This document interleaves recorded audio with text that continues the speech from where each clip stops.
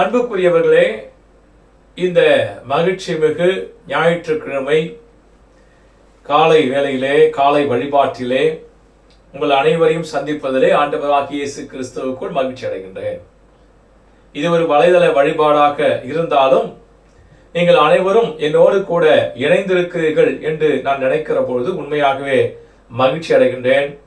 ஆண்டவராகிய இயேசு கிறிஸ்துவனுடைய இணையற்ற திருப்பெயரிலே உங்கள் அனைவருக்கும் அன்பின் வாழ்த்துக்களை தெரிவித்துக் கொள்கிறேன். கடவுள் உங்களுக்கு வேண்டிய எல்லா விதமான அருளையும் ஆற்றலையும் அளவில்லாமல் தந்து வழி நடத்துவாராக. தென்னிந்திய திருச்சபை சென்னை பேராயத்தினுடைய கால அட்டவணையின் படியாய் இன்றைய நாளிலே நம்முடைய சிந்தனைக்கென்று நமக்கு கொடுக்கப்பட்டிருக்கின்ற தலைப்பு கிறிஸ்துவின் விருந்தோம்பலுக்கு அழைப்பு. Invitation to Christ hospitality. கடவுளுடைய அந்த தன்மை நிலையை நாம் பார்க்கிற பொழுது அவர் நித்திய காலமாக நம் மீது அன்பு வைத்து நம்மை நேசிக்கிறவராகவே அவர் இருக்கிறார். அவர் அந்நியரையும் பகைவரையும் அவர் வெவ்வேறாக பார்க்காமல் எல்லோரையும் நேசிக்கின்றவராகவே அவர் இருக்கிறார். இதற்கு நல்ல ஒரு உதாரணம் இயேசுவுடைய அந்த நித்தியமான ஒரு அன்பினுடைய வெளிப்பாடாக நாம் பார்க்கிறோம். அந்த அடிப்படையில் தான் இந்த கிறிஸ்துவனுடைய விருந்தோம்பலுக்கான ஒரு அழைப்பு என்கின்ற தலைப்பு மிக மிக பொருத்தமான ஒரு தலைப்பு என்று இந்த காலகட்டத்திலே நான் கருதுகிறேன். ஒருவேளை உயிர்த்தெழுந்த திருநாள், ஈஸ்டர் திருநாளுக்கு பின்பதாக வருகின்ற அனைத்து நிகழ்வுமே இந்த தொடர்புடைய, அதாவது உயிர்த்தெழுதலுக்கு அடுத்து நிகழ்கின்ற ஒரு நிகழ்வாகவே எப்போதும் வரும். குறிப்பாக இயேசு உயிர்த்தெழுந்த பின்பு அடுத்து என்ன நடைபெற்றது, அல்லது அதற்கு பின்பதாக 8 நாளைக்கு பின்பு என்ன நடைபெற்றது, அந்த 8 நாட்களில் இருந்து 40 நாட்கள் அவர் பரமேறுகின்ற நிகழ்ச்சி, அதற்கு பின்பதாக என்ன நடைபெற்றது, இவையெல்லாம் குறித்த ஒரு சிந்தனையைத்தான் நாம் எப்போதும் வழக்கமாக நம்முடைய திருச்சபை வாழ்விலே சிந்தித்துக் கொண்டிருக்கிறோம். அந்த அடிப்படையில் தான் இன்றைக்கு நமக்கு கிறிஸ்துவனுடைய விருந்தோம்பலுக்கான ஒரு அழைப்பு என்கின்ற தலைப்பு நமக்கு கொடுக்கப்பட்டிருக்கிறது. அண்மையிலே நான் ஒரு தொலைக்காட்சி நிகழ்ச்சியை பார்த்து கொண்டிருந்தேன். அதிலே கலந்து கொண்டு உரையாடின அருமையான ஒரு நண்பர் சொன்னார், எனக்கு தெரிந்த ஒருவர் தொலைபேசியிலே என்னோடு கூட தொடர்பு கொண்டு பேசினார். அது கேட்பதற்கே கொஞ்சம் கலகலப்பாக அது இருந்தது. அவர் என்ன சொன்னார், எதிர்பாராத விதமாக இந்த ஊரடங்கு சட்டம் 144 அது அரசாலே நமக்கு கொடுக்கப்படுவதற்கு முன்பதாக அவருடைய வீட்டுக்கு விருந்தினர்கள் வந்தார்களாம். அவர்கள் வந்த நோக்கம் ஒரு 4-5 நாட்கள் சந்தோஷமாக இருந்துவிட்டு செல்ல வேண்டும் என்றுதான் வந்தார்களாம்.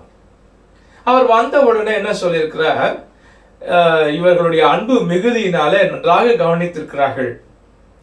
அதன் பின்பதாக சொன்னார்களாம், நீங்கள் வந்து எப்போ ஒரு முறை தான் இங்க வரீங்க, இன்னும் கொஞ்சம் 2-3 நாள் தங்கிட்டு போங்க அப்படின்னு சொன்னார். இவரும் வந்தவரும் யோசித்து பார்த்து விட்டு, சரி அவர் ரொம்ப ஆசையாக கேட்கிறார் என்று அவரும் ஏற்றுக்கொண்டாராம். ஒரு 2-3 நாள் தங்கலாம் என்று முடிவு பண்ணுகின்ற சூழ்நிலையில் தான் இந்த திடீரென்று இந்த ஊரடங்கு உத்தரவு பிரகடனம் செய்யப்பட்டது. இவருக்கு என்னவென்றே புரியவில்லை. நாம் தெரியாது வாய் தவறி இதை சொல்லிவிட்டோமோ என்று அவர் நினைத்திருக்கிறார். வந்த விருந்தினரும் நாமும் இதை தங்க வேண்டும் என்று நினைத்து வரவில்லையே, இவர்கள் ரொம்ப ஆவலாக கேட்டாங்களே, அதனாலதான் நம்ம தங்கிட்டோம், இது என்ன செய்வது, 2 பேருக்கும் ஒரு பிரச்சனை.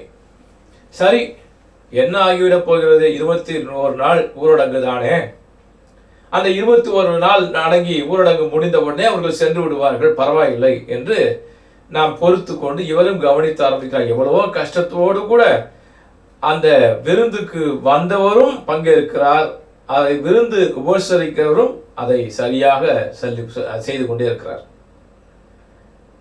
ஏறக்குறைய ஏப்ரல் 15ஆம் தேதி நெருங்கி வருகிற பொழுது சரி ஊருக்கு பயணமாகலாம் என்று அவர்கள் நினைக்கிற பொழுது மறுபடியுமாக ஒரு 19 நாள் இந்த ஊரடங்கு நீட்டிக்கப்படுகிறது. ஒருவருக்கும் புரியவில்லை. யார் என்ன சொல்வது என்று புரியவே இல்லை. எவ்வளவுதான் ஒருவருக்கு ஒருவர் இறங்கி சென்றாலும் ஒரு சில கஷ்டங்கள் இருக்கத்தானே செய்யும். அந்த ஒரு கஷ்டத்தில் விருந்துக்கு வந்தவரும் அந்த கஷ்டத்தை சொல்ல முடியாமல் அனுபவித்துக் கொண்டிருப்பதாகவும், விருந்து உபசரிக்கிறவரும் அதை சொல்ல முடியாமல் உபசரித்துக் கொண்டிருப்பதும் இந்த காலத்தினுடைய கட்டாயம். ஒருவேளை மே மாதம் சொல்லப்பட்ட அந்த 3ஆம் தேதிக்கு பின்பதாக ஊரடங்கு தளர்த்தப்படும் என்றால் இந்த மனிதருடைய பிரச்சனை தீரலாம். இல்லை என்றால் இன்னும் கூட அந்த பிரச்சனை பெரிதாகவே சென்று கொண்டிருக்கும்.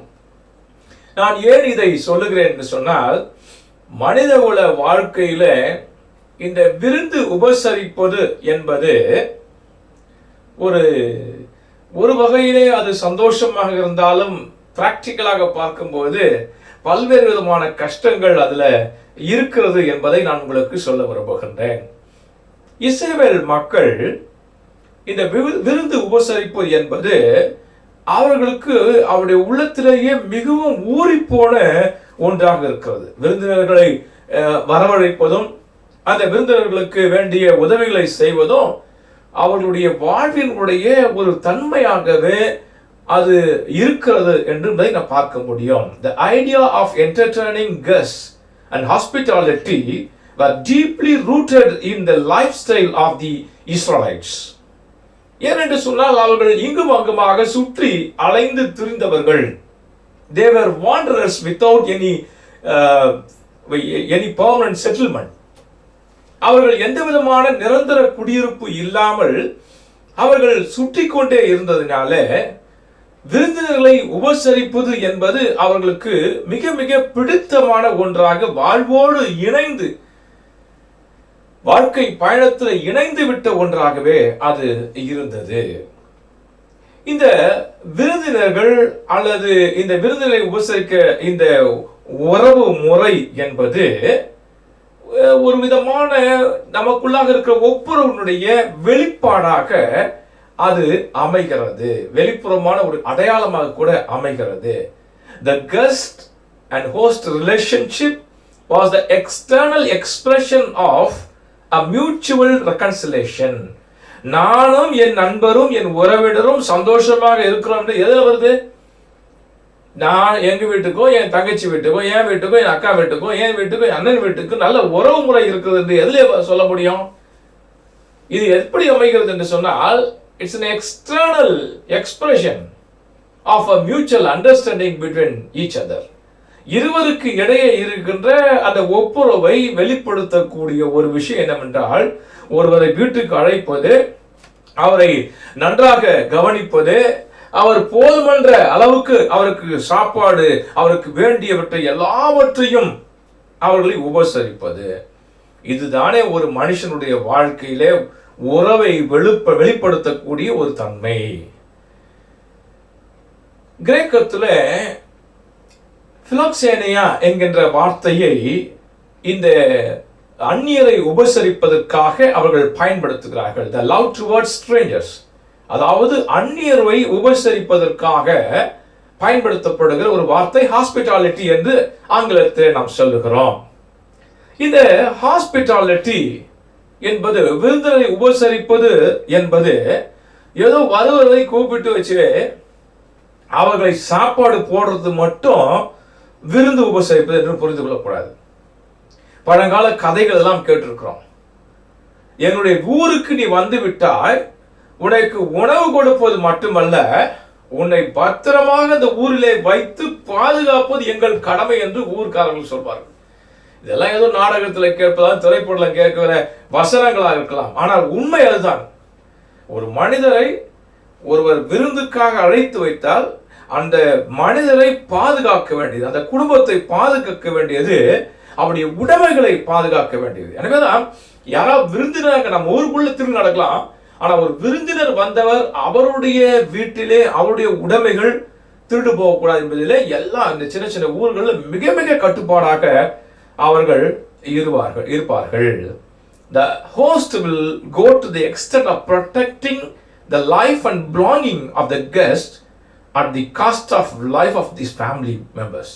அவருடைய உறவு அதை வைத்து கூட அவரை பாதுகாப்பது. குறிப்பாக நாம் ஆதியாகமம் 19ஆம் அதிகாரத்துல 1ஆம் வசனம் 19 ஜட்ஜஸ் 19:24 முதல் 25, நியாயாதிபதிகள் 19:24 முதல் 25 ஆகிய பகுதிகளை அவர்கள் உயிரை கொடுத்து கூட வந்திருக்கிற விருந்தினர்களை அவர்கள் பாதுகாப்பது என்பது மிக மிக முக்கியமானது. சரி, இது பழைய ஏற்பாட்டில் இப்படி ஒரு சூழ்நிலை இருக்கிறது சொன்னார். புதிய ஏற்பாட்டில் நாம் பார்க்கிற பொழுதும், புதிய ஏற்பாட்டில் எபிரேயர் திருமுகம் 13ஆம் அத்தியாயத்திலே 1ஆம் வசனத்துல அடிப்படையில் பார்க்கிற பொழுது, அதாவது விருந்தினர்களை உபசரிப்பதற்கு நீங்கள் மறந்து போகக்கூடாது. not to forget to entertain the guests. விருந்தினர்களை நீங்கள் உபசரிப்பதற்கு ஒருபோதும் மறந்து போகக்கூடாது. ரோமர் 12ஆம் அத்தியாயம் 13ஆம் வசனத்தின் அடிப்படையிலும், 1 பேதுரு 4ஆம் அத்தியாயம் 9வது வசனத்தின் அடிப்படையிலும் என்ன சொல்லுகிறார்கள் என்று சொன்னார், நீங்கள் இவர்களுக்கு எப்பொழுதும் உதவிகளை விருந்தினர்களுக்கு செய்து கொண்டு இருக்க வேண்டும். இன்னும் பல இடங்களிலே நாம் பார்க்கிற பொழுது திருமறையிலே இந்த விருந்தினர்களை உபசரிப்பது என்பது மிக மிக குறிப்பாக மிக மிக முக்கியமான ஒரு அழுத்தத்தை பெறக்கூடிய ஒன்றாக இருக்கிறது. ஆபிரகாம் அங்கே ஒரு பெரிய தூதர்கள் வருகிறார்கள், 3 தூதர்கள் வருகிறார்கள், அவர்களை உபசரிக்கின்றார். அதோடு கூட கடவுள் இருக்கிறார். நம்முடைய பழைய ஏற்பாட்டு பகுதி அதைத்தான் நமக்கு வலியுறுத்தி சொல்லுகிறது. ஆபிரகாம் அங்கே வருகின்ற தூதர்கள் மட்டுமல்லாமல் கடவுள் அதை பார்த்து கொண்டே இருக்கிறார், அவர் உபசரிப்பு. பல இடங்களிலே பழைய ஏற்பாட்டை நாம் பார்க்கிற பொழுது, அதாவது மற்றவர்களை ஏற்றுக்கொள்ளுகின்ற, அக்செப்ட் பண்ணி கொள்ளுகின்ற, விருந்துகளாக ஏற்றுக்கொள்கின்ற பல இடங்களை நாம் பார்க்கிறோம். அதாவது பழைய ஏற்பாட்டு காலத்தின் அடிப்படையில் பிறரை விருந்தினராக ஏற்றுக்கொள்வது அவருடைய மரபு, அது பண்பு. அது மட்டுமல்ல, அவருடைய கடவுளிடத்தில் அவர்கள் வைத்திருக்கிற ஒரு விசுவாசத்தை வெளிப்படுத்தக்கூடிய ஒரு நிகழ்வு. The hospitality is a manner to express the love or faith which they have with God. அது மற்றவர்களிடத்திலே கடவுளிடத்தை வைத்திருக்கிற அந்த விசுவாசம், அதை வெளிப்படுத்தக்கூடிய ஒரு எக்ஸ்பிரஷனாகத்தான் பழைய ஏற்பாட்டு பகுதியில் இந்த ஹாஸ்பிட்டாலிட்டி குறித்து, விருந்தினரை ஏற்றுக்கொள்ளுதல், உபசரித்ததை குறித்து சொல்லப்படுகிறது. இன்னும் நல்லா புரிஞ்சுங்கன்னா, நீங்கள் பைபிள் நல்லா கண்டினியூவாக நீங்கள் படிச்சுட்டே இருந்தீங்கன்னா, அல்லது திருமறை அழகாக வாசித்து பார்க்கிற ஒரு நபர்களாக இருந்தால், பழைய ஏற்பாட்டில் பார்த்தீங்கன்னா இந்த விருந்தோம்பல், இந்த ஹாஸ்பிட்டாலிட்டி ரொம்ப இன்ட்ரெஸ்டிங் ஸ்டோரியாக டெவலப் ஆகும். அங்கே பாருங்க, ஒரு இடத்துல இருந்து ஒருத்தவங்க வராங்கன்னா ஊருக்கு வெளியே ஒரு கிணறு இருக்கும். அந்த கிணற்றிலேயே அவர்கள் இருந்து கொண்டிருப்பார்கள். விருந்தினர்கள் நேராக உள்ள போயிட மாட்டாங்க. இன்னைக்கு போனீங்கன்னா ஒரு புதுசாக ஒரு பஸ் ஸ்டாண்டில் போய் இறங்கின உடனே, நீங்கள் இறங்கின உடனே சார் லாட்ஜா சார் அப்படி சொல்லுவாங்க. லாட்ஜுக்காக உங்களுக்கு லாட்ஜிங் வேணும்னு சொல்லி பல பேர் ஏஜென்ட்ஸ் நமக்கு இடம் சொல்லுவாங்க. இங்கே இருக்கு சார், இந்த இடம் நல்ல லாட்ஜி சார், அங்கே போனால் இவ்வளோ சார் அப்படிலாம் சொல்லுவாங்க நமக்கு. இல்லை, இன்னைக்கு இன்டர்நெட் வசதி வந்துச்சு. ஊருக்கு போகிறதுக்கு முன்னாலேயே நம்ம புக் பண்ணிடுறோம். இங்கேருந்து இந்த ஓயோ போன்ற அந்த லாட்ஜ் இங்கேருந்தே புக் பண்ணிடுறோம். எல்லாம் ரெடியாக இருக்குது. நேராக போகிறோம், ஆட்டோவில் இறங்கி எப்போ லொக்கேஷன் போகும்போது நம்ம கையில் இருக்குது, ஜிபிஎஸ் இருக்குது. ஸ்ட்ரைட்டாக போய் இந்த ஹோட்டலுக்கு இந்த ரூம் புக் பண்ணியாச்சு, அவ்வளோதான் முடிஞ்சிச்சு. ஆனால் அந்த காலத்தில் அப்படி இல்லை. அந்த காலத்தில் ஒருவர் ஒரு ஊர்லேருந்து இன்னொரு ஊருக்கு வருகிறார் என்று சொன்னால், கிணற்று அருகில அவர் அமர்ந்து கொண்டிருப்பார். அந்த கிணற்று அருகில தண்ணீர் மொல்ல வருகிறவர் இவர்களை பார்த்து தங்களுடைய ஏன் இவர்கள் வெயிட் பண்ணி கொண்டிருக்கிறார்கள் என்பதை அறிந்து கொண்டு அவர்களை விருந்தினர்களாக ஏற்றுக்கொள்வார்களாம். அப்படி என்றால் இஸ்ரவேல் மக்களுடைய வாழ்க்கையில விருந்தோம்பல் என்பது எத்தகைய ஒரு சிறப்பான இடத்தை பெற்றிருக்கிறது என்பதை நீங்கள் பார்க்க வேண்டாம். நான் கிராமப்புறத்தில் வருகிறவன். என்னுடைய வீடு அப்போது ஒரு கூரை வீடு, சிறிய வீடுதான். ஆனால் என்னுடைய வீட்டிலே திண்ணை என்பது இல்லை. ஆனால் எனக்கு எதிர் வீடு, எனக்கு நேர் எதிர் வீடு, இதெல்லாம் பெரிய திண்ணை இருக்கின்ற ஒரு வீடாக அது இருக்கும்.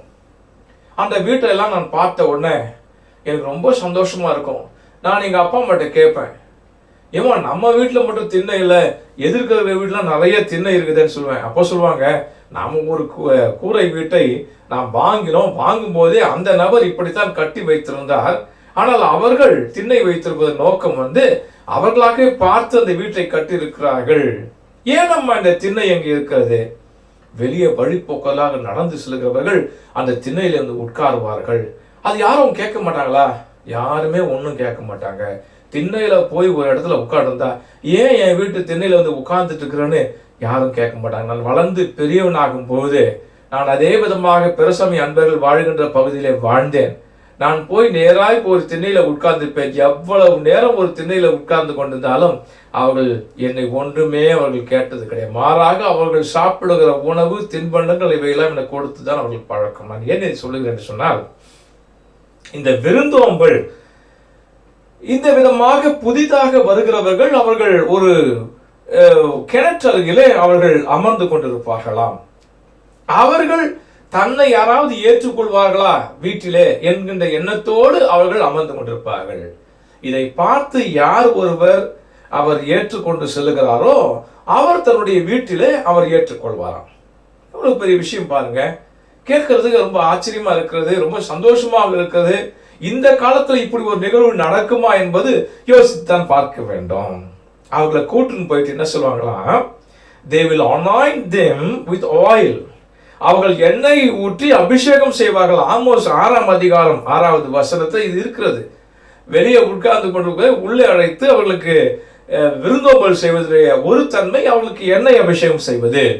அது மட்டும் இல்ல, they will provide them food. அவர்களுக்கு ஆதியாகமம் 18:5 படியாகவும், உபாகமம் 23:4 படியாகவும், 1 சாமுவேல் 25:18 அடிப்படையிலும் அவர்களுக்கு உணவு வழங்குவார்களாம்.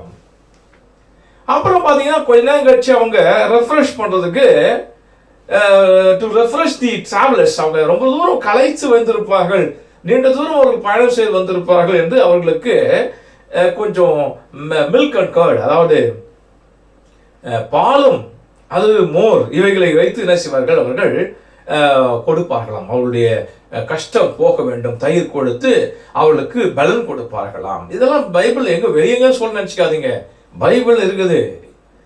நியாயாதிபதிகள் 5:25 இதெல்லாம் இருக்கு, குறிப்பு இருக்கிறது. அவர்களுக்கு கொடுப்பார்கள், அவர்களுக்கு கொடுத்து அவர்களுக்கு கொஞ்சம் பலன், எவ்வளவு தூரம் நடந்து வந்திருப்பார்கள், தூரமாக வந்திருப்பார்கள் என்று அவர்களுக்கு கொடுப்பார்களாம். அது மட்டும் இல்ல, ஆதியாகமம் 24ஆம் அதிகாரம் நம்ம 14ஆம் வசனத்தை படிச்சிருக்கோம்ல, அது எப்போதுமே அது எப்போது ஆதியாகமம் 24 என்று சொன்னால் நிச்சயதார்த்த வழிபாட்டுக்கு, நிச்சயதார்த்த நிகழ்ச்சிக்கு பயன்படுத்துவார்கள். ஆபிரகாமுடைய மகனுக்கு அவர் பெண் கொள்வதற்காக ஒரு அனுப்புகிற பொழுது அந்த இடத்துல அந்த அவர்களை மட்டுமல்ல அவருடைய ஒட்டகத்துக்கும் தண்ணீர் கொடுத்த, ஒட்டகத்துக்கும் தண்ணீரிடம் தங்குமிடம் கொடுத்த அந்த நிகழ்வு பார்க்கிறோம். அதுதான் தாங்கள் வந்திருக்கிற வாகனங்கள், தாங்கள் வந்திருக்கிற விலங்கினங்கள், தாங்கள் சவாரி செய்திருக்கிற விலங்கினங்கள், இவர்களுக்கும் உணவும் பாதுகாப்பும் கொடுப்பது ஒரு வழக்கமாகவே அது இருந்திருக்கிறது. இன்னைக்கு நான் கூட ஒரு திருக்கழுக்குன்றம் குருசேகரத்தில் கொஞ்சம் காலங்கள் நான் பணிபுரிந்தேன். ஒரு 6 மாதங்கள் நான் திருக்கழுக்குன்றம் குருசேகரத்தில் பணிபுரிந்தேன். அப்படி பணிபுரிகிற போது எனக்கு அருகாமையில இருக்கிற வீடு தான் அந்த கழுகுக்கு உணவு கொடுப்பார்களே அந்த நபருடைய வீடு இருந்துச்சு. அதாவது அங்கே ஒரு மலை இருக்கிறது, அது ஒரு 12:30 மணி. ஆனால் மதியத்துல கழுகு வருமாம். அந்த கழுகு வந்தோடனே இந்த கையில அந்த ஐயா சாப்பாடு வச்சிருப்பாராம். அந்த சாப்பாடு அப்படியே அது உணவை கொத்தி செல்லுமாம் அந்த கழுகு அதனால திருக்கழுக்குன்றம் என்று சொன்னார்கள். கழுகு வருகின்ற மலை, அதுவே திருக்கழுக்குன்றம் என்ற பெயர் வந்தது. அந்த வீட்டுல பார்த்தா பெரிய திண்ணை இருக்கும். நான் அந்த அம்மாட்ட கேட்பேன், ஏன்னாம்மா உங்க வீட்டுல மட்டும் இவ்வளவு பெரிய திண்ணை இருக்குதம்மா, இது மட்டும் இல்ல உங்க பக்கத்து வீட்லயும் அப்படிதான், இந்த தெரு ஃபுல்லா அப்படி இருக்குன்னு. இது அகரகார தெருங்க நான் இருக்கிற இடம், அதனால அந்த இடம் ஃபுல்லா திண்ணை தான் இருக்கும். ஏன் உங்க வீடு கூட திண்ணை இருந்துச்சு, அதை இடிச்சுட்டாங்க, வேற புதுசு வீடு கட்டும்போது திண்ணை இல்லாத ஒரு வீடு கட்டிட்டாங்க அப்படின்னு சொன்னாங்க. அப்படி பார்க்கும்போது எதிர்க்க ஒரு தெப்ப குளம் இருக்கும். அந்த குளத்துல திருவிழா நடக்கும்போது இந்த திண்ணையில அநேக நபர்கள், வெளியிடங்களிலிருந்து வருகிறவர்கள் இந்த இடத்துல தங்கிவிட்டு செல்வார்களாம். அவர்கள் இதை தங்குவது வழக்கமாக வைப்பார்களாம், படுத்துக் கொள்வார்களாம். எல்லாம் இங்கு தண்ணீர் பந்தல் எல்லாம் வைப்பார்கள் என்று அவர்கள் சொன்னார்கள். ஆக இந்த திண்ணை என்பது ஒரு விருந்து உபசரிக்கிற ஒரு நிகழ்வாக இது பார்க்கப்பட வேண்டியதாக இருக்கிறது. இந்திய கலாச்சாரம், தமிழ் கலாச்சாரம் இது இருந்து இருக்கிறது. இஸ்ரவேல் மக்களுடைய வாழ்க்கையில் இது பின்னிப்பிணைந்த ஒன்றாக இருக்கிறது. நம்முடைய ஆண்டவராக இயேசு கிறிஸ்துவை குறித்து நாம் பார்ப்போம் என்று சொன்னா, இயேசு கிறிஸ்து மனுஷகுமாரனுக்கு தலை சாய்க்க இடமில்லைன்னு சொன்னார் அல்லவா? அவருடைய வாழ்வை பார்க்கும்போது அவரும் இப்படித்தான். இயேசுவும் அவருடைய சீடர்களும் அவர்கள் இங்கும் அங்குமாக நிரந்தர குடியிருப்பு இல்லாது இருந்ததினால அவர்கள் இந்த விருந்தோம்பலை அவர்கள் ரொம்ப சந்தோஷமாக ஏற்றுக்கொண்டாங்க. ஐயா, எங்க வீட்டில் வந்து தங்கிட்டு போங்க, எங்க வீட்டில் வந்து சாப்பிட்டு போகணும்னு ஆண்டவராக இயேசு கிறிஸ்து கூடும்போது அவர் சந்தோஷமாக ஏற்றுக்கொண்டார். Jesus had no dwelling place of his own. Jesus and the apostles frequently accepted the hospitality. அவர்கள் எப்பொழுதும் இந்த விருந்தோம்பலை அவர்கள் ஏற்றுக்கொண்டார்கள். அதனால சொல்லுவாங்க, பரிசேயருடைய வீட்டில் அவர் தங்கினது, மார்த்தா அவருடைய வீட்டில் தங்கினது, பரிசேயருடைய தலைவர்கள் அவருடைய வீட்டில் இயேசு தங்கினது, சகை வீட்டில் நான் இன்றைக்கு உன் வீட்டில் தங்க போகிறேன், சகை வீட்டில் தங்கினது, சீமோன் வீட்டில் தங்குவது, லேவியர் வீட்டில் தங்கினது, பேதுரு சீமோன் பேதுருடைய வீட்டில் தங்குவது, லாசரு அவருடைய வீட்டில் தங்க. இப்படி பல இடங்களிலே இயேசு என்ன செய்தார்? போய் விருந்தோம்பல் அவராக போய் அந்த ஹாஸ்பிட்டாலிட்டியை அவர் ஏற்றுக்கொண்டார். இது இயேசுவுக்கு தான் என்று சொன்னால் பவுலடிகாரம் அப்படித்தான். பவுலடிகாரம் ஒரு நிரந்தர குடியிருப்பு இல்லாது அங்குமுகமாக அலைகின்ற சூழ்நிலையிலே அவரும் இப்படிப்பட்ட விருந்தோம்பலை பல இடங்களிலே அவர் ஏற்றுக்கொண்டுதான் இருக்கிறார். குறிப்பாக அவருடைய மிஷனரி ஜேர்னி, அவருடைய மிஷனரி பயணம் இருக்கிறது அல்லவா? அந்த மிஷனரி பயணத்தில் அவர் எங்கெல்லாம் இடம் கிடைக்கிறதோ அங்கெல்லாம் தங்கி விடுவார். குறிப்பாக அந்தியோகியாவில் தங்கினார். அங்கே லீதியாள் என்கின்ற ஒருவருடைய வீட்டில் தங்குகிறார். அது மட்டுமல்ல, ஒரு சிறைச்சாலை தலைவர் அவருடைய வீட்டில் தங்குகிறார். யாசோன் என்கிறவருடைய வீட்டில் தங்குகிறார். ஆக்கில்லாவுடைய வீட்டில் தங்குகிறார். மினாசோ என்கின்ற அவருடைய வீட்டில் தங்குகிறார். இப்படி எல்லா வீட்டிலும் தங்கி அவர்கள் கொடுக்கின்ற அந்த ஹாஸ்பிட்டாலிட்டி அதை ஏற்றுக்கொள்ளுகிறவராக பவுலடிகளாரும் இருந்திருக்கிறார் என்று நான் உங்களுக்கு சொல்கிறேன். ஆக இதிலிருந்து நாம் பார்க்கிற பொழுது hospitality is the duty of every Christian. எல்லா கிறிஸ்தவர்கள் மத்தியிலும் இந்த விருந்தோம்பல் என்பது அது ஒரு கிறிஸ்தவுடைய கடமை என்பதை நாம் புரிந்து கொள்ள வேண்டும். ஆக இதைத்தான் பவுலடிகளார் சொல்லுகிற போது கொலோசே திருச்சபை மார்க்குவை ஏற்றுக்கொள்வது அவருடைய கடமை என்பதை உணர்த்துகிறார். கொலோசியர் 4:10 அது மட்டுமல்ல, இவர் சிறைச்சாலை இருக்கிற போது பிலமோனுக்கு ஒரு கடிதம் எழுதுகிறார். நான் சிறைச்சாலையை விட்டு வெளியே வருகிற பொழுது பிலமன் அவர்களை குறித்து சொல்லும்போது, நீங்கள் எனக்காக தங்குவதற்கு ஒரு இடத்தை ஆயத்தம் பண்ணுங்கள். Paul has asked Philemon to prepare a house for him to stay when he will be delivered from the prison. சிறைச்சாலை விட்டு வெளியே வருகிற போது எனக்கு ஒரு இடத்தை தங்குவதற்காக ஆயத்தப்படுத்துங்கள் சொல்றோம். 1 தீமோத்தேயு 3:2 பார்க்கும்போது இது ஒரு முக்கியமான ஒரு நிகழ்வு. அதாவது மூப்பர்கள், பிரஸ்பிட்டர்ஸ் என்று சொல்கிறோம்ல, எங்களை போன்றவர்கள் பிரஸ்பிட்டர்ஸ், மூப்பர், அவர்கள் இந்த குவாலிட்டி, இந்த குணங்கள், இந்த விருந்தோம்பல் குணத்தை உடையவர்களாக இருக்க வேண்டும் என்பது அது ஒரு பிரஸ்பிட்டருடைய முக்கியமான குணலட்சணம் என்று சொல்கிறார்கள். One of the most important qualities of a presbyter is also hospitality. நீங்க பைபிள் படிக்கணும், பிரசங்கம் பண்ணணும், பாட்டு பாடணும், இது ஒரு பக்கம் இருந்தா கூட விருந்தினரை உபசரிக்கிற விருந்தோம்பல், வருகிறவரை முகவளர்ச்சியோடு கூட உபசரிக்கிற அந்த பழக்கம், யாதும் ஊரே யாவரும் கேளீர், விருந்தினரை உபசரிக்கின்ற அந்த ஒரு பழக்கம். நான் ஏன் இவ்வளவு விதமான ஒரு முன்னுரை, மிக நீளமான ஒரு முன்னுரையை சொல்லிக் கொண்டிருக்கிறேன் என்று சொன்னால், இயேசு கிறிஸ்து உயிர்த்தெழுந்த திருநாளுக்கு பின்பதாக தம்முடைய சீடர்களோடு விருந்தோம்பல் நிகழ்ச்சி என்பது பல பின்னணியங்களை உள்ளடக்கியது என்பதை வெளிப்படுத்துவதற்காகத்தான் நான் சொல்லிக் கொண்டிருக்கின்றேன். முதலாவதாக நாம் பார்க்கிற பொழுது பழைய ஏற்பாட்டு பகுதியாக நாம் இந்த நாளில் படிக்க கேட்டோம். The event of Abraham host the guests calls us to host the strangers. அதாவது ஆபிரகாம் அந்நியரை உபசரிக்கின்ற அந்த அழைப்பு நாம் பிறரை உபசரிக்க கொடுக்கப்படுகின்ற ஒரு அழைப்பாகும். The event of Abraham host the guest calls us to host the strangers.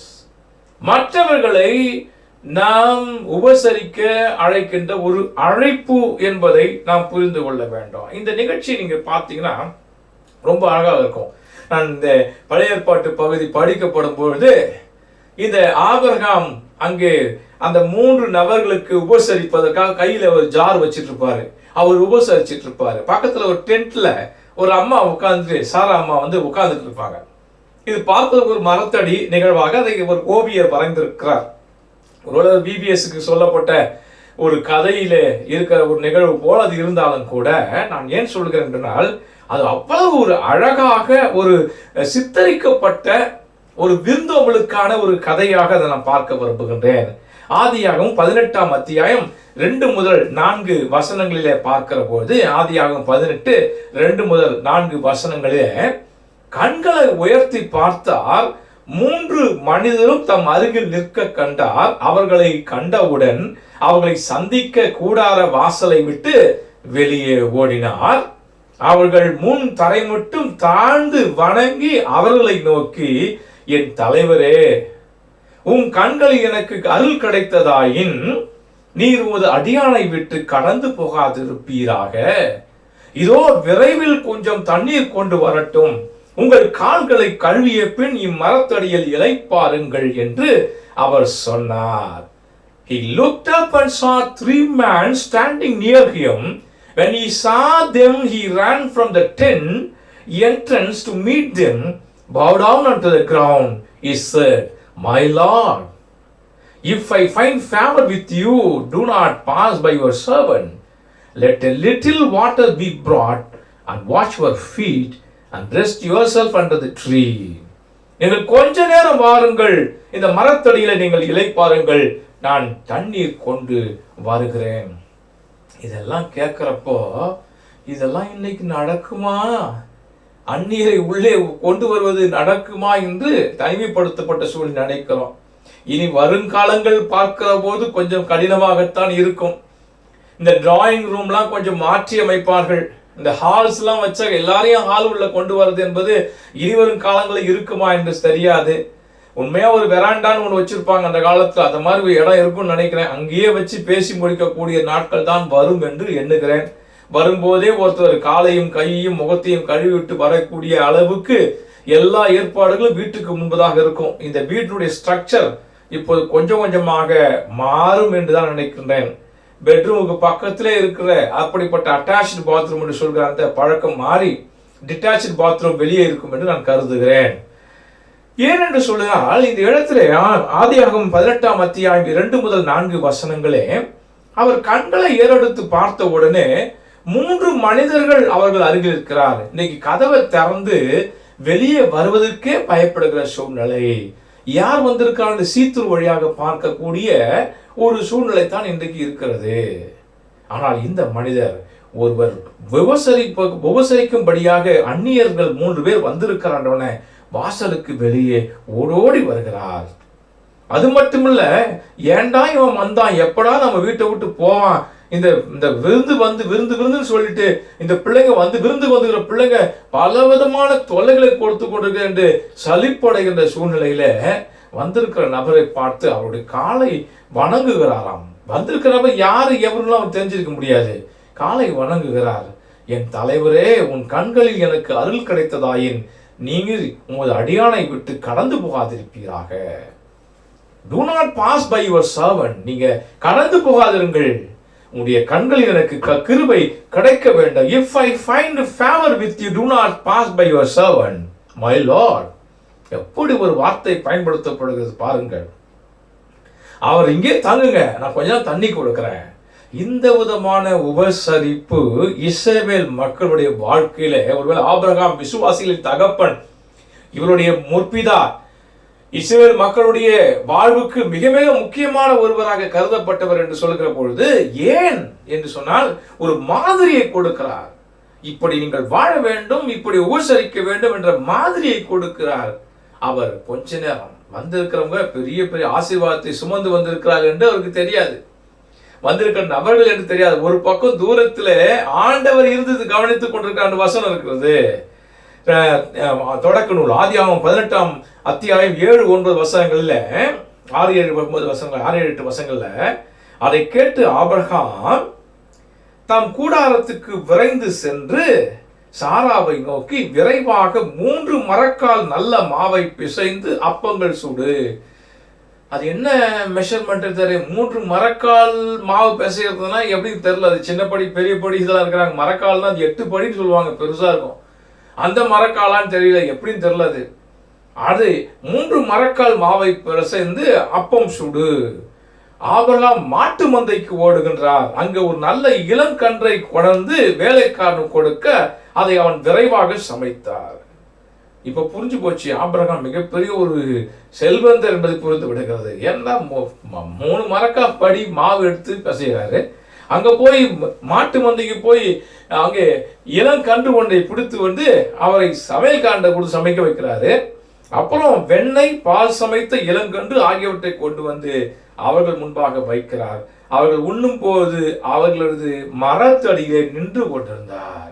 He was standing as a waiter to treat them, to feed them, to host them. அவர்களுக்கு உபசரிப்பு செய்யும்படியாக மரத்தடியிலே அப்படியே நின்று கொண்டிருக்கிறதை இங்கு நாம் பார்க்க முடிகிறது. அவர் போய் விதமாக அவங்க கேட்கிறாங்க, உன் ஒய்ஃப் எங்க? வேர் இஸ் யுவர் வைஃப் சாரா என்று சொல்கிறார்கள். அவர் சொல்ல, அங்கே தேர் இன் த டென்ட். அவர் அங்கே என்னுடைய குடிலிலே அவர்கள் கூடாரத்திலே இருக்கிறார்கள். அப்போதுதான் ஒரு நல்ல வார்த்தை அவளுக்கு கிடைக்கிறது. ஆதியாகமம் 18ஆம் அத்தியாயம் 10வது வசனத்துல அப்பொழுது ஆண்டவர் பேச தொடங்குகிறார். ஆண்டவர், நான் இளவேனில் காலத்தில் உறுதியாக மீண்டும் உன்னிடம் வருவேன். அப்பொழுது உன் மனைவி சாராவுக்கு ஒரு மகன் பிறந்திருப்பான் என்றார். அவருக்கு பின்புறத்தில் கூடார வாயிலே சாரா இதை கேட்டுக்கொண்டிருந்தார். I will surely return to you in due season, and your wife Sarah shall have a son. And Sarah was listening at the entrance behind you.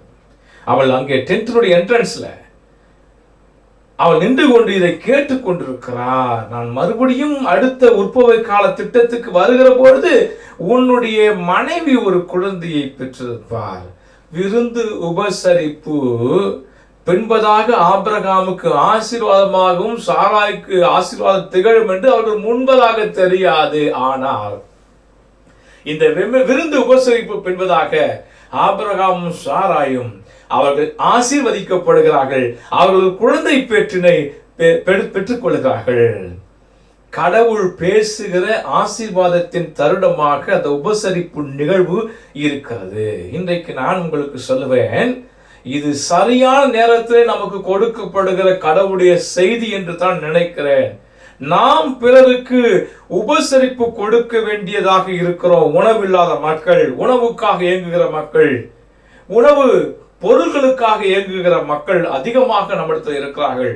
இந்த காலகட்டங்களை பார்க்கிற போது நம்முடைய பேராயர் அவர்களுடைய முயற்சியின் பலனாக ஆங்காங்கே சென்னையினுடைய நகர திருச்சபைகளே அங்கே நிதிகளை கேட்டு பெற்று கிராமத்தில் இருக்கின்ற அநேக மக்களுக்கு அவர்களுடைய பசியை ஆற்றுவதற்கு அரிசியும் அவர்களுக்கு தேவையான உணவு பொருட்களையும் அங்கே ஆயர்கள் மூலமாக வழங்கி கொண்டிருக்கிறார்கள். நாம் இந்த விதமான சூழ்நிலையிலே நாமும் திருச்சபையாக இப்படிப்பட்ட முக்கியமான நிகழ்விலே நம்மை ஒன்றிணைத்துக் கொள்ள வேண்டியது அவசியமாய் இருக்கிறது. யாருக்கு தெரியும் இந்த விருந்து உபசரிப்பு ஒரு ஆசீர்வாதமாக மாறும் என்று யாருக்கு தெரியும்? ஆபிரகாம் நினைத்து பார்க்கவில்லை, சாராய் நினைத்து பார்க்கவில்லை. ஆனால் கடவுள் இவருடைய செயலை நினைத்தருளினார். மறு பயன் கிடைக்கும், பலன் கிடைக்கும் என்கின்ற அந்த நிலையில நாம் உதவி செய்யக்கூடாது. பலனை எதிர்பார்க்காமல் உதவி செய்ய வேண்டும். நிஷ்காம கர்மா என்று சொல்வார்களே, பலனை எதிர்பார்க்காமல் நாம் உதவி செய்ய வேண்டும். நிச்சயமாக அந்த பலன் கட்டாயம் ஆண்டவருடைய கரத்தில் இருக்கிறது, அது நமக்கு வந்து சேரும். ஆபிரகாம் சாராய் விருந்தினர்களை உபசரித்த நிகழ்வு ஒரு ஆசீர்வாதத்தின் நிகழ்வாக இருந்தது. அந்நியரை உபசரிக்க நம்மை தூண்டுகிற ஒரு நிகழ்வாக அது அமைந்திருக்கிறது. இரண்டாவதாக, இந்த உயிர்த்தெழுந்த ஆண்டவர் தம்முடைய சீடர்களை உபசரிப்பது நாம் நம்முடையதை பிறருக்கு அளித்து உபசரிக்கிற ஒரு அழைப்பு என்பதை புரிந்து கொள்ள வேண்டும். The risen Christ who hosts the disciples calls us to host the needed with our contribution to. நம்முடைய கொடுத்தலின் மூலமாகவும் சேர்ந்து பிறரை உபசரிக்க கொடுக்கப்படுகின்ற ஒரு அழைப்பு தான் சீடர்களை இயேசு உபசரித்த ஒரு அழைப்பு. எல்லாமே பார்த்தீங்கன்னா ஒரு இன்ட்ரெஸ்டிங்கான ஒரு நிகழ்வாகத்தான் திருமதிலே சொல்லப்பட்டிருக்கிறது. உபசரிப்பு நிகழ்வுல யோவான் நற்செய்தி நூல் 21ஆம் அத்தியாயம் 4 முதல் 7 வசனங்களை பார்க்கிற போது, ஏற்கனவே விடியற்காலை ஆகியிருந்தது. இயேசு கரையில் நின்றால், ஆனால் அவர் இயேசு என்று சீடர்கள் அறிந்து கொள்ளவில்லை. அப்போ கொஞ்சம் வைகரை பொழுது நிற்கலாம். விடியற்காலை இருந்திருக்குது. அந்த விடியற்காலை இயேசு வந்திருக்கிறார், இயேசுதான் கரையில் நின்று கொண்டிருக்கிறார் என்று இந்த சீடர்களுக்கு தெரிந்திருக்க வாய்ப்பு இல்லை. அவர் அங்கே நின்று கொண்டிருக்கிறார். இயேசு அவர்களிடம், பிள்ளைகளே, மீன் ஒன்றும் கிடைக்கவில்லையா என்று சொல்லுவார். இப்படி சொன்ன உடனே ஒரு அன்பு தொலைந்த ஒரு பேச்சு அங்கே வெளிப்படுது. பிள்ளைகளே, குழந்தைகளே, உங்களுக்கு எதுவுமே கிடைக்கலையா, மீன் கிடைக்கலையா என்று அவர்கள் சொல்றாங்க. ரொம்ப சோகமா இருந்திருப்பாங்க நினைக்கிறேன். அவர்கள் இல்லை என்று சொல்கிறார்கள். அப்ப சொல்றாரு, படகின் வலப்பக்கத்திலே சென்று வலைகளை வீசுங்கள், மீன் கிடைக்கும் என்று அவர்களும் சொன்னார். அவ்வாறே அவர்கள் வலப்பக்கம் வீசினார்கள். மீன்கள் மிகுதியாய் அகப்பட்டதால் அவர்களால் வலையை இழுக்க முடியவில்லை. இயேசுடைய அன்பு சீடர் அதை கண்டு பேதுருவிடம், அங்கு நிற்பவர் ஆண்டவர் தான் என்று சொன்னார். எவ்வளவு பல விஷயத்தை அதை கேட்டவுடன் தம் ஆடையை களைந்திருந்த சீமோன் பேதுரு ஆடையை இடுப்பிலே கட்டிக்கொண்டு கடல்லே குதித்தார். நீங்க புரிஞ்சுக்கணும் அதுதான் விஷயத்தை. இங்க பாருங்க, இந்த இன்சிடென்ட் எவ்வளவு ஒரு தமாஷா இருந்தா கூட அதுல பல விஷயங்கள் புதைந்திருப்பதை பார்க்கிறோம். கரையில இயேசு நிற்கிறார், அவர்கள் இயேசு என்று புரிந்து கொள்ளவில்லை. பிள்ளைகளே, என்னப்பா மீன் கிடைச்சாப்பா? இல்லைங்க.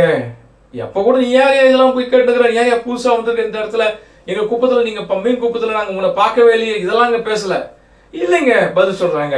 அப்படி போய் படகு வலை பக்கத்துல போயிட்டு கொஞ்சம் தள்ளி போய் வலை போடுங்கயா, ஒரு 100 மீட்டர் தள்ளி போய் வலை போடுங்கயா அப்படின்னு சொன்னா, அங்க மீன்கள் அதிகம் கிடைக்கும்னு சொன்னா அங்க போய் போடுறாங்க, மீன் கிடைச்சது. அப்போவாது இவங்க கண்ணு திறந்ததா? இது ஏற்கனவே ஒருத்தர் சொன்னாரு. எப்ப சொன்னார்? லூக்கா 5ஆம் அதிகாரத்துல பேதுருட்ட பார்த்து, நீ ஆழத்துல கொண்டு போய் வலையை போடணும்னு, வலை கிழியத்தக்கதாக மீன் கிடைச்சது. அந்த விஷயம் நமக்கு தெரியாதா? அதை கொஞ்சம் ஞாபகப்படுத்தி பார்த்துக்கலாம்ல. ஆனா இவருக்கு டார்ச் அடிக்கவே இல்லை, இவர் வெளிச்சம் வரவே இல்லை. இயேசுக்கு அன்பா இருந்த சீடன் யோவான்னு சொல்றாங்க, உண்மையா இருக்கலாம். ஆனா இயேசுக்கு அன்பா இருந்த சீடருக்கு விஷயம் புரிஞ்சு போச்சு. வந்திருக்கிற ஒரு ஆண்டவர் தான், வேற யாருமே கிடையாது என்று உறுதியாக சொல்லுகிறார். Just after daybreak, Jesus stood on the beach, but the disciples did not know that it was Jesus. Jesus said to them, "Children, you have no fish, have you?" They answered, "No." He said to them, "Cast the net to the right side of this boat, you will find some." நீ கொஞ்சம் கிடைக்கும். So they cast it, and now they were not able to haul it, and because there were so many fish, நிறைய மீன் இருந்துச்சா. அதுக்கப்புறம் ஒரு கணக்கெல்லாம் வருகிறது, 153 மீன் பிடிச்சாங்கன்னு இருக்குது. வெறும் 153 மீனை தூக்க முடியாதான்னு பார்க்கலாம், அது ஒரு பக்கம் இருக்கட்டும். 153 மீன் எத்தனை கிலோ வெயிட்னு தெரியாது, அது ஒரு பக்கம் இருக்கட்டும். இல்ல நிறைய வகை வகையான மீனை பிடிச்சிருப்பாங்க, 153 வகை மீன்களை பிடித்திருப்பார்கள். இப்பெல்லாம் இன்டர்பிரேஷன் நிறைய சொல்லப்படுது, அது ஒரு பக்கம் மட்டும் பெரிய கதை போக வேண்டாம். ஆனால் இந்த நேரத்துல அவர் என்ன சொல்லுகிறார்? உடனே that disciple whom 7ஆம் வசனத்துல that disciple whom Jesus loved said to Peter, "It is the Lord." When Simon Peter heard, புரிஞ்சு போச்சு, அடப்படுவாய், 2வது முறை நான் மிஸ் பண்ணிட்டேனே. முதல் முறை ஆழத்துல வலகையை போடுன்னு சொன்னவர் அவர்தான், நல்லா தெரிஞ்ச. மறுபடியும் ஒரு இன்சிடென்ட், அதே மாதிரி இன்சிடென்ட் நடக்குது. அப்பவாது நான் இவர் புரிஞ்சுக்கிட்டேன்னா, வந்திருக்கிறவர் ஆண்டவர்னு புரிஞ்சுக்கிட்டேனா? இல்லையே.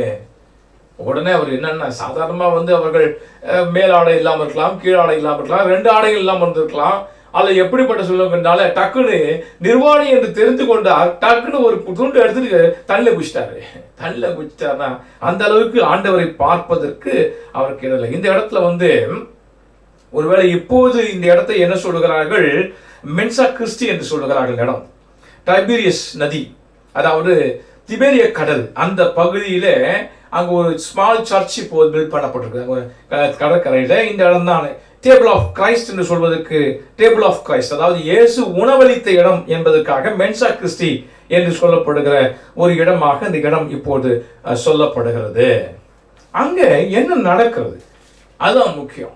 இந்த இடத்துல இயேசு இந்த சீடர்களுக்கு உணவு கொடுத்த அந்த நிகழ்வு என்பது எதை நமக்கு வெளிப்படுத்துகிறது என்பதை நாம் பார்க்க வேண்டும். He was waiting for them. அவர் என்ன பண்றாரு, அவர்கள் வரட்டும் என்று காலையில வெயிட் பண்ணிட்டு இருக்காரு.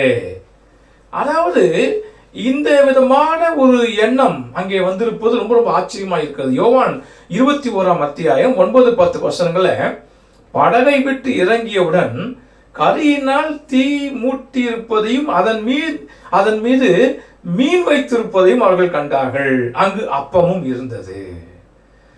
நைட்டு ஃபுல்லா மீன் பிடிச்சிட்டு காலையில வரும்போது மறுபடியும் மீன் கிடைக்கலன்னு சோகத்துல வரும்பொழுது அங்க போய் மீனை போடுறான்னு சொன்னோன்னா மீனை பிடிச்சிட்டு வந்துட்டான். ஆனா எப்போ சாப்பிட்றது, மறுபடியும் ஒரு ஹெவி ஒர்க் அவங்க நடந்திருக்குது.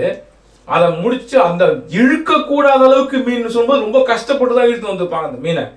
அது ஒரு பக்கம் இருக்க, இங்கு இடங்கின உடனே ஏற்கனவே அடுப்பு வச்சு தீ மூட்டி அந்த மீன் சட்டி வச்சு அந்த மீன் சட்டியில மீன் வைத்திருப்பதையும் அவர்கள் பார்த்தார்கள். அப்பவும் இருக்கிறது, மீன் இருக்குது, ஆஹா சாப்பிடலான்னு சொல்லி அவர்கள் நினைத்திருப்பார்கள்.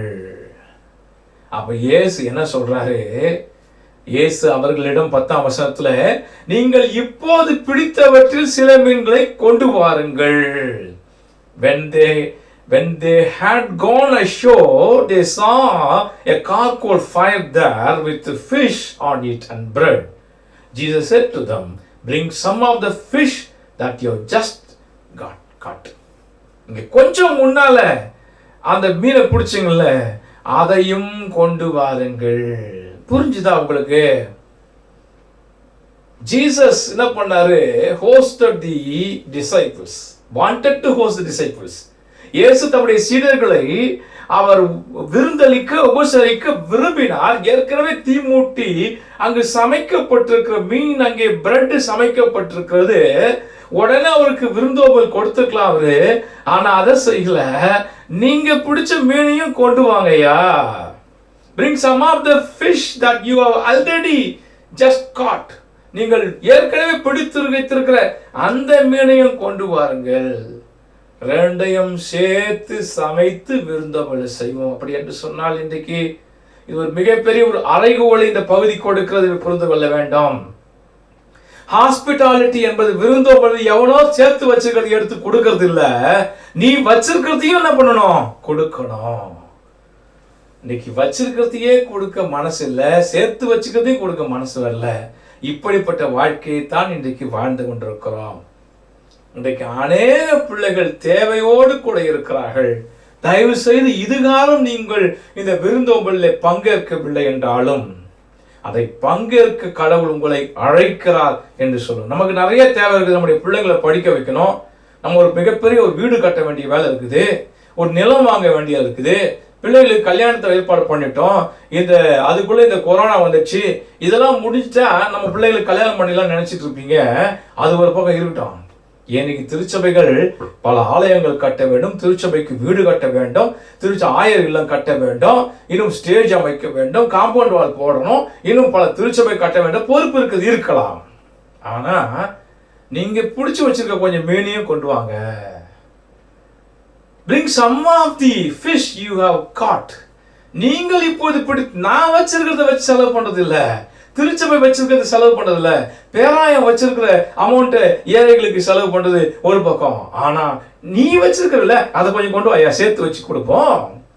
நீ சேர்த்து வச்சிருக்கிற வீட்டுக்கு அதை கொண்டு வா, திருச்சபைக்கு அதையும் சேர்த்து வச்சு கொடுப்போம். ரொம்ப நல்லா இருக்குதுல்ல, ஜாயிண்ட் ஆபரேஷன் நல்லா இருக்குதுல்ல. இயேசு சொல்லுகின்ற செய்தி அப்படிப்பட்ட செய்தி, காதுகளான செய்தி, தெளிவாக இயேசு சொல்வார். சாதாரண நிகழ்ச்சியிலே சொல்லுகிற சாப்பாடு சாப்பிடுற நிகழ்ச்சியா இருந்தாலும் அந்த இடத்துல ஒரு பாயிண்டை இயேசு சொல்லாம விட மாட்டாரு.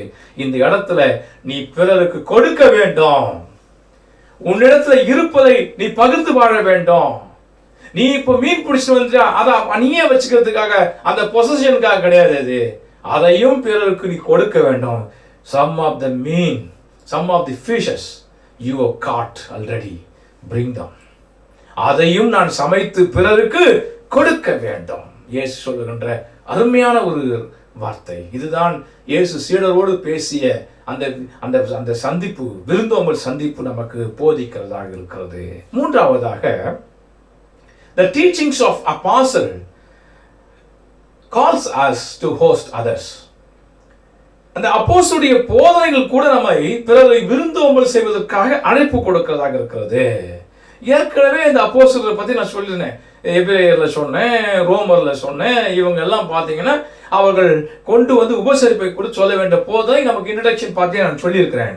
அதே விதமாக பார்க்கிற போது ரோமர் 12ஆம் அத்தியாயம் 13ஆம் வசனத்துல, வறுமையுற்ற இறை மக்களோடு உங்களிடம் உள்ளதை நீங்கள் பகிர்ந்து கொள்ளுங்கள், விருந்தோம்பலிலே கருத்தாய் இருங்கள்.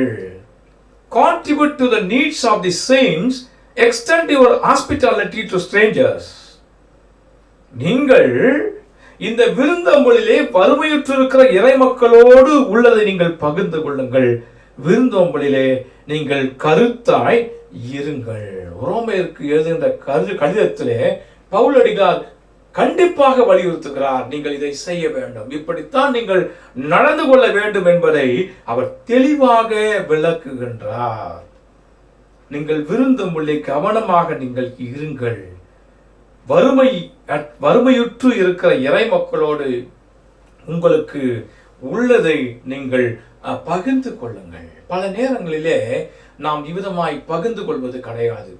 நான் அடிக்கடி சொல்வதுதான் இது. எப்பொழுதுமே நாம் இந்த ரெஃப்ரிஜிரேட்டர் என்கின்ற ஒன்றை வாங்கி வைத்த உடனே சேமிப்புக்கு சென்று விட்டோம். கொஞ்சம் சேமித்து பார்த்தோம், நகையை சேர்த்து பார்த்தோம், நிலத்தை சேர்த்து பார்த்தோம், எல்லாம் சேர்த்து பார்த்துட்டோம்.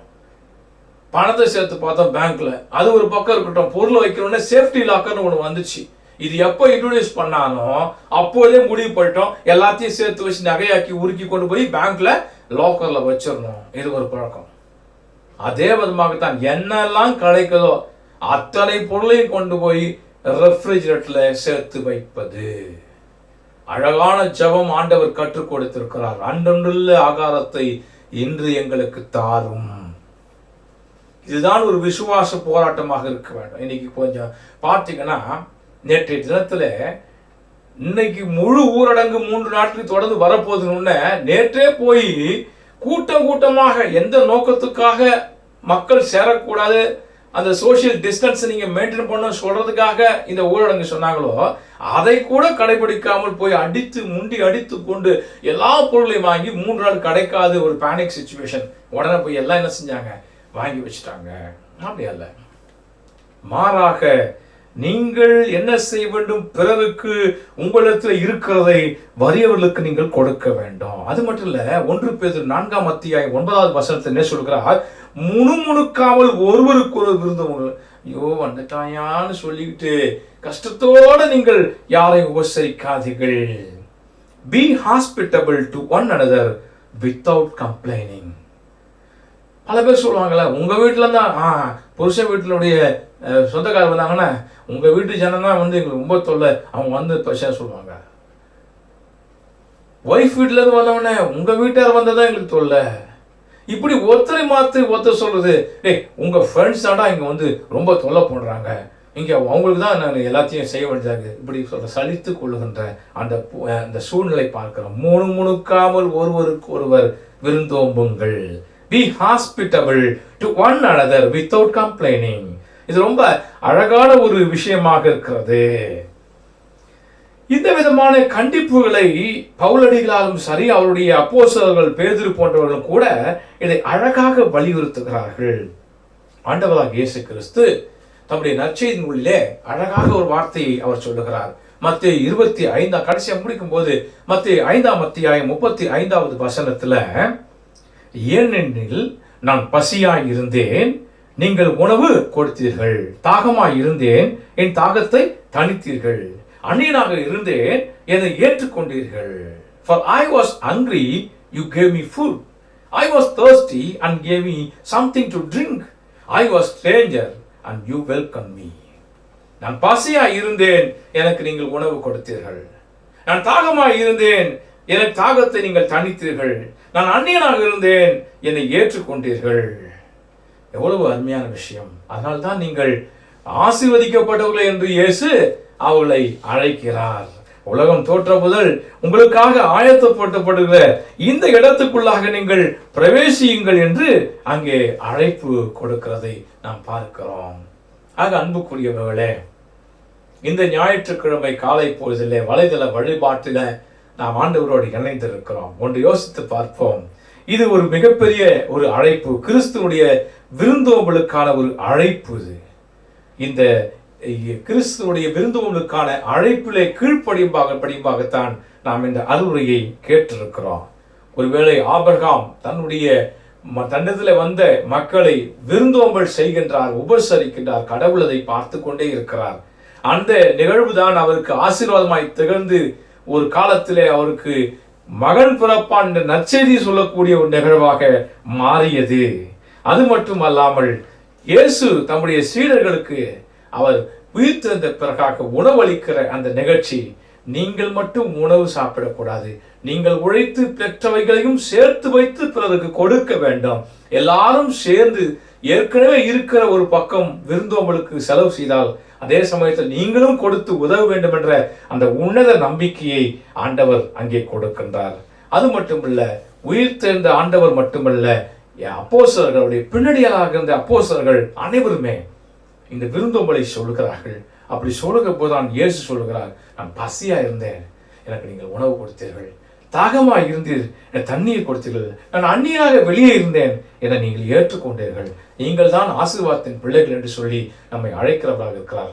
அந்த ஒரு நம்பிக்கையில் இந்த விருந்தோம்பல் என்பதை கடவுள் கொடுத்திருக்கிற மிகப்பெரிய ஒரு திருத்திட்டம். குறிப்பாக இந்த கொரோனா நோயினாலே அநேக மக்கள் பாதிக்கப்பட்டு உணவிழந்து தவித்துக் கொண்டிருக்கிற சூழ்நிலையில நான் அவர்களுக்கு உணவு கொடுக்கிறேன், என்னுடைய உணவினை தருகிறேன் என்று 3 வேளை உணவிலே 1 வேளை உணவினை அவர்களோடு நான் பகிர்ந்து கொள்கிறேன் என்ற அந்த எண்ணத்தோடு இருப்போம் என்றால் யாருக்கும் இல்லை என்கிற நிகழ்வு இப்போது இருக்க முடியாது. நம்முடைய பேராயர் அவர்களும் கூட வீடியோ மூலமாக இப்படிப்பட்ட மக்களுக்கு உதவி செய்யுங்கள் என்ற அழைப்பு கொடுத்திருக்கிறார். நம்முடைய திருச்சபையும் இப்படிப்பட்ட பணியிலே உதவி செய்ய வேண்டாம். ஒருவேளை நீங்கள் ஏவப்பட்டிருப்பீர்கள் சொன்னால் என்னோடு தொடர்பு கொள்ளுங்கள். இந்த பேராயருடைய அந்த பணியிலே இந்த உதவுகின்ற காலத்தில் நம்மையும் நாம் நினைத்துக் கொள்வோம். மீட்பர் இயேசு ஆலயம் சைதாப்பேட்டையின் மூலமாகவும் நம்முடைய உதவுகின்ற அந்த எண்ணத்தை வெளிப்படுத்துவோம். இதைத்தான் இயேசு நமக்கு கற்றுக் கொடுத்திருக்கிறார். நாம் அதை செய்வோம். நிச்சயமாய் கடவுள் நமக்கு வேண்டிய எல்லா ஆசிகளையும் அளவில்லாமல் தந்து வழிநடத்துவதாக நாம் ஜெபம் செய்வோம். தாயும் தந்தையும் ஆகிய கடவுளே, உமக்கு நாங்கள் நன்றி செலுத்துகிறோம். இந்த நாளுக்காக நன்றி செலுத்துகிறோம். இந்த நாளிலே கர்த்தாவே, கிறிஸ்து ஆண்டவரே அவருடைய விருந்தோம்பலுக்கான ஒரு அழைப்பாக அந்த நிகழ்ச்சியினை கொடுத்ததற்காக நன்றி செலுத்துகிறோம் சுவாமி. ஆண்டவரே, அதன் தலைப்பின் கீழாக நாங்கள் ஆபிரகாம் உபசரித்த அந்த உபசரிப்பு, ஆண்டவரே அப்போஸ்தலர்கள் உபசரிப்பதற்காக கொடுத்திருக்கிற போதனைகள் மட்டுமாய் ஆண்டவராகிய இயேசு கிறிஸ்து நம்முடைய சீடர்களுக்கு உபசரித்த நிகழ்வு, இதிலிருந்து பல பாடங்களை நாங்கள் கற்றுக்கொண்டோம் சுவாமி. இவைகளை எங்களுடைய உள்ளத்தை ஏற்று நாங்கள் சிறப்பாக செயல்பட, உலகத்திற்கு நாங்கள் வெளிச்சமாகி திகழ உங்களுடைய அருளை எங்களுக்கு தரும்படியாய் உங்களுடைய கரத்திலே எங்களை முற்றிலுமாக தாழ்த்தி நாங்கள் அர்ப்பணிக்கிறோம். வழிநடத்தும் ஆசீர்வதியும் இயேசுவின் திருப்பெயரில் வேண்டுகிறோம் கடவுளே. ஆமென்.